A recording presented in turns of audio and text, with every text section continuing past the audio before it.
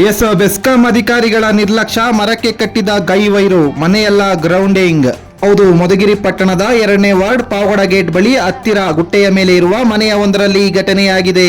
ಹೌದು, ಗಂಗಮ್ಮ ಎನ್ನುವವರ ಮನೆ ಮುಂದೆ ಲೈಟ್ ಕಂಬವಿದ್ದು ಅದಕ್ಕೆ ಸಪೋರ್ಟ್ ಆಗಿರುವ ಗೈವೈರು ಗಂಗಮ್ಮ ಎನ್ನುವವರ ಮನೆ ಮೇಲೆ ಹಾದು ಹೋಗಿದ್ದು ಅವರ ಮನೆಗೆ ಅಂಟಿಕೊಂಡಿರುವ ಮರಕ್ಕೆ ಗೈವೈರನ್ನು ಕಟ್ಟಿದ್ದಾರೆ. ಇದರಿಂದ ಬಹಳ ಸಮಸ್ಯೆಯಾಗುತ್ತಿದ್ದು, ಮಳೆ ಬಂದಾಗ ಮನೆಯ ಗೋಡೆಗಳೆಲ್ಲ ತನುವಾದಾಗ ಮನೆಯೆಲ್ಲ ಗ್ರೌಂಡಿಂಗ್ ಆಗುತ್ತೆ. ಎಷ್ಟೇ ಬಾರಿ ಸಂಬಂಧಪಟ್ಟವರಿಗೆ ತಿಳಿಸಿದರೂ ಕ್ರಮ ಕೈಗೊಂಡಿಲ್ಲ.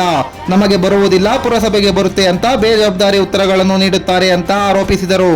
ಈ ವರದಿ ನೋಡಿದ ಮೇಲೆ ಸಂಬಂಧಪಟ್ಟ ಬೆಸ್ಕಾಂ ಅಧಿಕಾರಿಗಳು ಈ ಸಮಸ್ಯೆ ಬಗೆಹರಿಸಿಕೊಡುತ್ತಾರಾ ಕಾದು ನೋಡಬೇಕಾಗಿದೆ.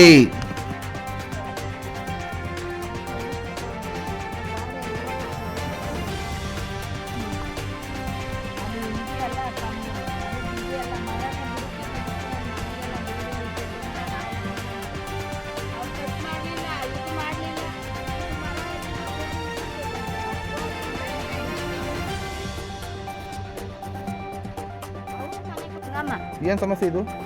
ಅದು ಗೈವೈರು ಮ್ಯಾಲಿಂದ ಮನೆ ಮೇಲಿಂದ ಎಳೆದು ಇಲ್ಲಿ ಮರ ಕಟ್ಟಿದ್ದಾರೆ.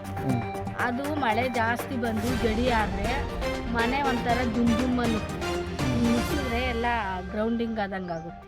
KBR ಗಮನಕ್ಕೆ ತಂದಿಲ್ವಾ ನೀವು? ಎಲ್ಲ ಮಾಡಿದ್ವಿ, ಅವ್ರು ಬಂದರು. ಇದು ಗೈವೈರ್ ತೆಗಿಬೇಕು ಅಂದ್ರೆ ಬೇರೆ ಕಡೆ ಕಂಬ ಹಾಕ್ಬೇಕು, ಅದಕ್ಕೆ ಇಲ್ಲ. ಜನಗಳು ಬೇಕು ಕುದುರೆ ತೊಡಕ್ಕೆ, ಎಲ್ಲಿಂದ ಬರ್ತಾರೆ? ಕಂಬ ಎತ್ಕೊ ಬರೋಕ್ಕಾಗಲ್ಲ, ಜನ ಬರೋಕ್ಕಾಗಲ್ಲ, ನಾ ಏನು ಮಾಡೋಕ್ಕಾಗಲ್ಲ ಅಂತ ಅವ್ರು ಹೇಳ್ತಾರೆ. ನಿಮ್ಮನೆ ಗ್ರೌಂಡ್ ಹಾಕೋದು ಮಳೆ ಬಂದಾಗೆಲ್ಲ? ಮಳೆ ಬಂದಾಗ ಆಗುತ್ತೆ, ಹೋಗಿ ಹೇಳಿದ್ದೀವಿ ನಾವು. ನಮ್ಮ ಏರಿಯಾ ಕೌನ್ಸಲ್ರಿಗೂ ಹೇಳಿದರೆ ಮಾಡಿಸ್ತೀವಕ್ಕ ಅಂತಾರೆ. ಅವರು ಅಂತೂ ಕಿವಿಗೆ ಹಾಕೋಣ. ಒಂದು 3-4 ಸರಿ ಅವ್ರಿಗೂ ಮಸ್ತಾಗಿ ಸರಿ ಹೇಳಿದ್ದೀನಿ, ಈ ಥರ ಆಗುತ್ತಪ್ಪ ಮಳೆ ಬಂದರೆ ಜಾಸ್ತಿ ದಿನ ಜಡಿ ಹಿಡಿತೈತಲ್ಲ, ಜಡಿ ಹಿಡ್ಕೊಂಡು ಗೋಡೆ ಎಲ್ಲ ತನು ಬಂದುಬಿಟ್ರೆ ಅವಾಗ ಆಗುತ್ತೆ. ಇನ್ನು ಬೇಜವಾಬ್ದಾರಿ ಥರ ತೋರಿಸ್ತಾರೆ ಬೆಸ್ಕಾಂನವರು.